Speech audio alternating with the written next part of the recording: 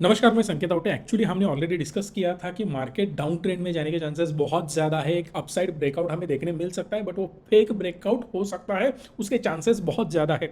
Because ये जो analysis मैंने किया था, कंप्लीटली फंडामेंटल एनालिसिस किया था। फंडामेंटली अगर आप मार्केट को देखो तो क्लियरली आपको पता चलेगा कि बहुत सारे स्टॉक में गड़बड़ी चल रही है। बट गड़बड़ी in the sense major issue है आईटी सेक्टर में। आईटी सेक्टर्स के रेवेन्यू बहुत ज़्यादा ड्रॉप हो चुके हैं, but as compared to bank Nifty में थोड़ी ज़्यादा निगेटिविटी हमें देखने मिल रही है।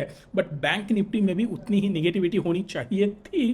बट एक्चुअली अगर आप रिजल्ट्स देखें एचडीएफसी बैंक का, तो बहुत बढ़िया रिजल्ट उसने दिखाई दिए। इसीलिए एक पॉजिटिव मूवमेंट हमें बैंक निफ्टी में अभी भी दिखाई दे रही है, बट वो ज़्यादा दिन सस्टेन नहीं रहेगी, ऐसे मुझे लगता है।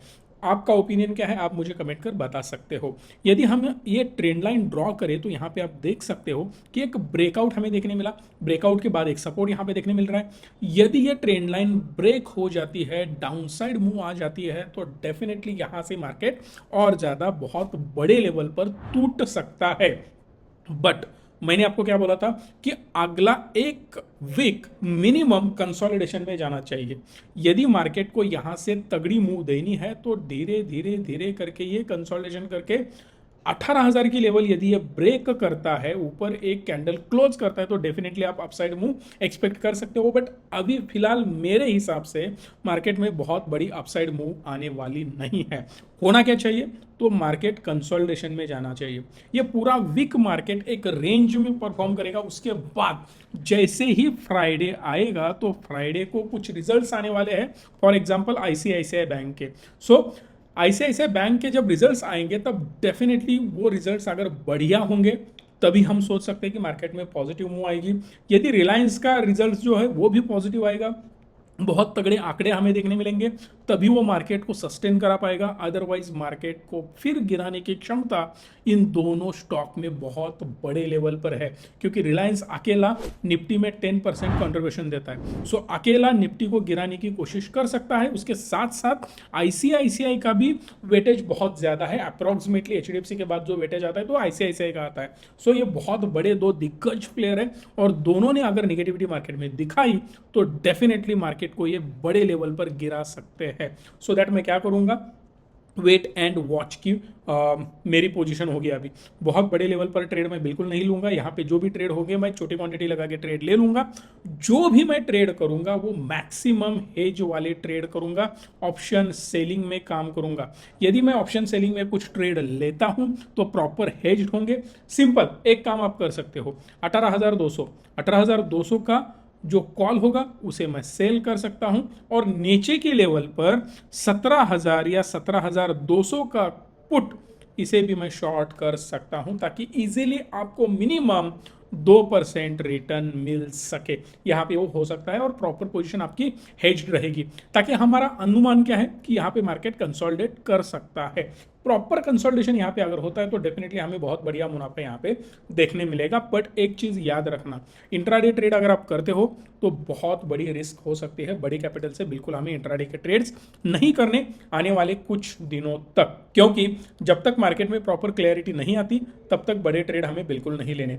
यदि हमें ऐसे सेटअप्स मिलते हैं तो यहाँ पे आप ट्रेड ले सकते हो, ये बहुत बढ़िया सेटअप माने जाते हैं। बट ऑप्शन बायर के लिए इतना बड़ा प्रॉफिटेबल आइडिया आप नहीं मान सकते, बिकॉज एक ट्रेंड लाइन यहाँ पे ड्रॉ कर सकते हो एग्जैक्टली इस लेवल पर। यदि आप बाइंग करते हो तभी आपको एक अच्छी मूव कैच करने के लिए मिलेगी। फिर भी इसमें बहुत सारी कैंडल्स बनी हुई है, प्रीमियम डीके के बहुत ज़्यादा चांसेस होते हैं।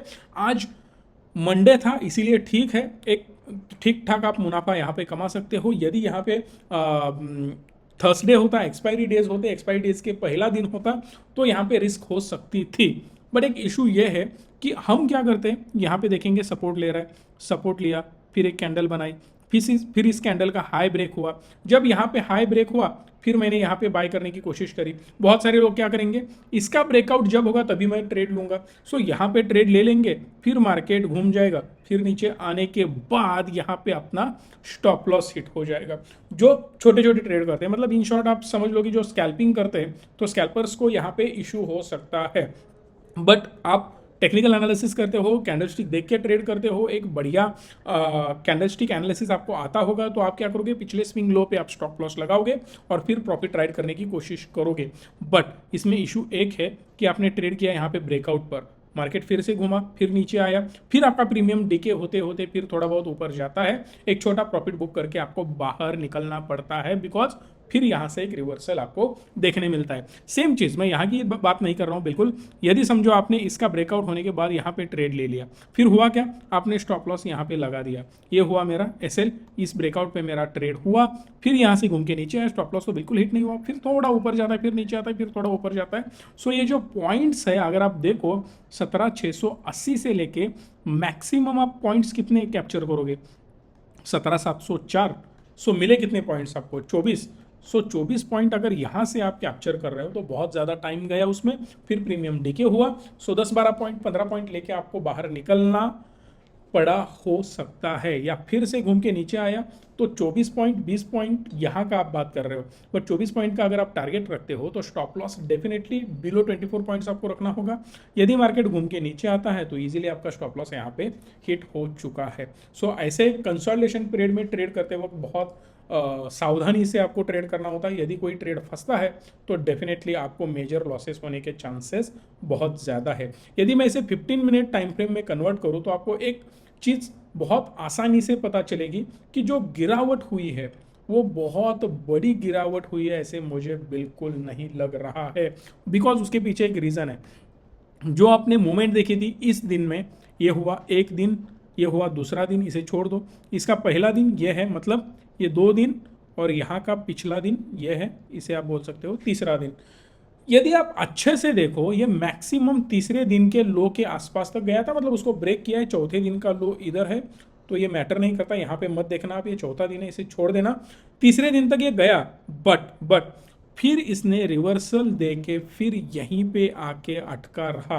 सो मैक्सिमम ये जो गिरावट है वो एक दिन का ही इसने लॉस दिया है, बहुत बड़ा लॉस डेफिनेटली नहीं हुआ। फिर इसने थोड़ी अंदर जाने की कोशिश करी, जो हमने ये ट्रेंड लाइन ड्रॉ करी है इसके अंदर जाने की कोशिश करी, बट ये सक्सेसफुल नहीं हो पाया।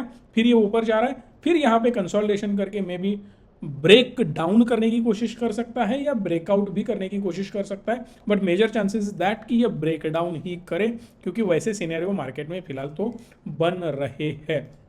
यहाँ से आगे की बात एक याद रखना, यदि आपको ट्रेड लेना है तो लेवल्स क्या होंगे, लेवल्स होंगे ये। मार्केट यदि फ्लैट यहाँ कहीं ओपन हो जाता है, यदि मार्केट 800 तक 17,800 तक ही रहता है तो हमें ट्रेड बिल्कुल नहीं लेना।